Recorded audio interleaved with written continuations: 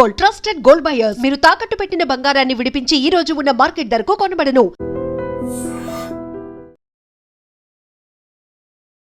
నమస్తే, welcome to I dream talking point with కవిత.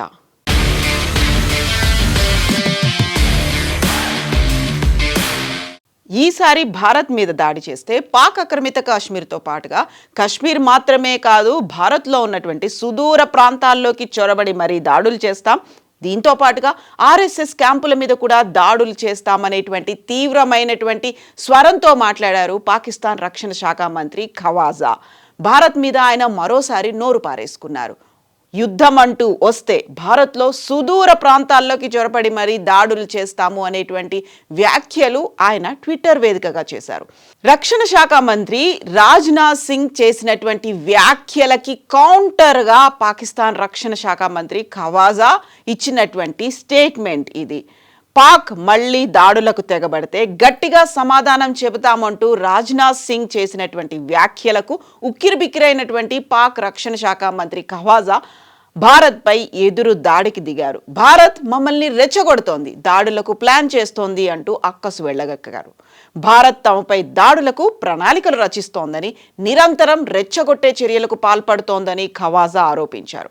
ఒకవేళ భారత్ ఏదైనా దుస్సాహసానికి ఒడిగడితే ఊహించని రీతిలో ప్రణాళికాబద్ధమైనటువంటి ప్రతిస్పందనను ఎదుర్కోవాల్సి ఉంటుందని ఖవాజా హెచ్చరించారు.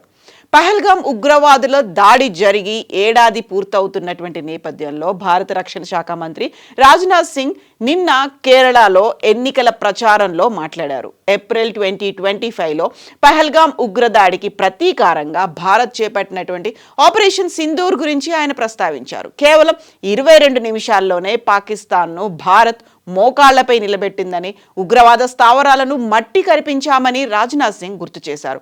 ఒకవేళ పొరుగు దేశం మళ్లీ ఏదైనా దుస్సాహసానికి ఒడిగడితే ఈసారి అంతకు మించినటువంటి అపూర్వమైన నిర్ణయాత్మకమైనటువంటి చర్య ఉంటుందని రాజ్నాథ్ హెచ్చరించారు.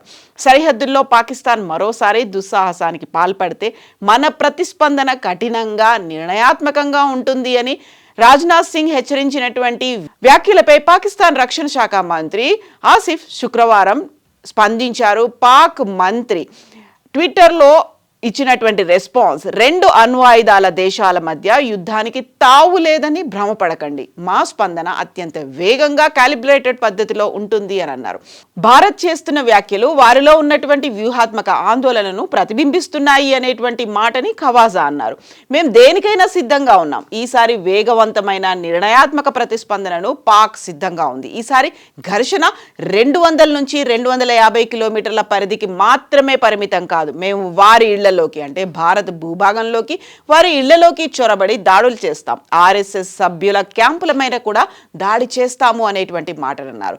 ఈ ఖవాజా వ్యాఖ్యలు కవ్వింపు చర్యలుగా ఉన్నాయి అనేటువంటి మాటలు కూడా వినిపిస్తున్నాయి. పహల్గామ్ మీద ఉగ్రదాడి జరిగినటువంటి సంవత్సరం అవుతున్న వేళ భారత్ వైపు నుంచి ముప్పు పొంచి ఉందని అని ఖవాజా ఆసిఫ్ అంటున్నారు. భారత్ తమపై దాడులు చేసేందుకు సాకులు వెతుకుతోంది. మాపై జరిగే ఏ చిన్న దాడినైనా అత్యంత వేగవంతమైన వ్యూహాత్మక ప్రతిస్పందనతో మేము తిప్పికొడతాం. మరోసారి మాతో ఘర్షణకు దిగితే భారత్ తీవ్ర పరిణామాలు అనుభవించాల్సి ఉంటుంది అనేటువంటి మాటల్ని ఖవాజా చేశారు. అంతర్జాతీయంగా ఇరాన్ యుద్ధం నడుస్తున్న నేపథ్యంలో భారత్ దీనిని అవకాశంగా తీసుకొని తమ సరిహద్దుల్లో అలజడి సృష్టించే ప్రయత్నం చేస్తోందని ఖవాజా ఆరోపించారు.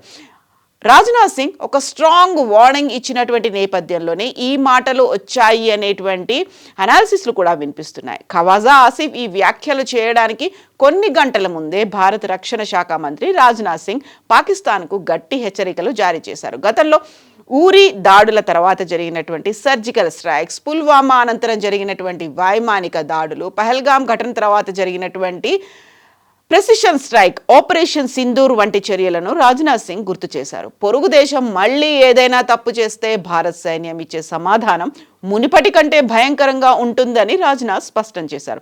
ఈ క్రమంలోనే పాక్ రక్షణ శాఖ మంత్రి ఇలా భయాందోళనతో కూడినటువంటి ప్రకటనలు చేశారు అనేటువంటి మాటలు వినిపిస్తున్నాయి. ఈ నేపథ్యంలోనే సరిహద్దుల్లో హై అలర్ట్ ఏమైనా నెలకొందా అనేటువంటి అనుమానాలు కూడా వ్యక్తమవుతున్నాయి. పహల్గాం మీద దాడి జరిగి 1 year అవుతున్నటువంటి నేపథ్యంలో జమ్మూ కాశ్మీర్ సరిహద్దుల్లో భారత భద్రతా దళాలు అత్యంత అప్రమత్తంగా ఉన్నాయి.